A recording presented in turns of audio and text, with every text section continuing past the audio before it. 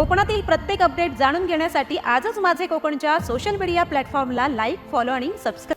महाड MIDCतील Sudarshan chemical industries लिमिटेडमध्ये सायंकाळच्या सुमारास ग्रीन पिगमेंट क्लोरीन वायूची गळती झाल्यानं परिसरात काही काळ भीतीचे वातावरण निर्माण झाले. या घटनेत घटनास्थळी उपस्थित असलेले अफजल मोहम्मद, अशोक पवार, ओमकार हुंगेकर, नरेश चव्हाण आणि सुमन सिंग हे 5 कामगार वायूच्या संपर्कात आल्यानं किरकोळ जखमी झाले.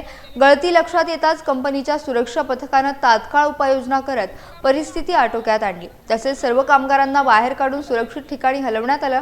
दरम्यान वायू गळतीची माहिती मिळताच आजूबाजूच्या ग्रामस्थांमध्ये देखील चिंतेचं वातावरण निर्माण झालं.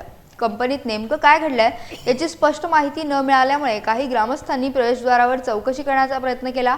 घटनेनंतर महाड MIDC पोलीस घटनास्थळी दाखल झाले असून पुढील तपास सुरू आहे. सायंकाळी 5:45च्या दरम्यान क्लोरीन टनरमधून मायनर सभामध्ये क्लोरीनचं लिकेज संदर्भात आलं. तातडीनं आम्ही जेवढी लोक तिथं होती त्या सगळ्यांना इव्हॅक्युएशन केलेलं आहे आणि 3-4 लोकांना आपल्या कंपनीच्या ऑक्युपेशन हेल्थ सेंटरमध्ये प्राथमिक स्तराचे उपचार देऊन त्यांची परिस्थिती आता अंडर कंट्रोलमध्ये आहे.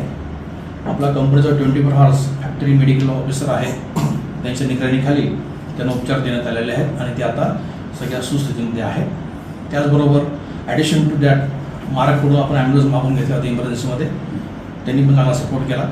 नंतर पोलीस स्टेशनमध्ये पण पोलीस लोकांनी येऊन आपल्या लोकांची चर्चा करून त्यांनी पण सपोर्ट केला. त्यामुळे आता सिच्युएशन चांगल्या प्रकारे कंट्रोलमध्ये आहे.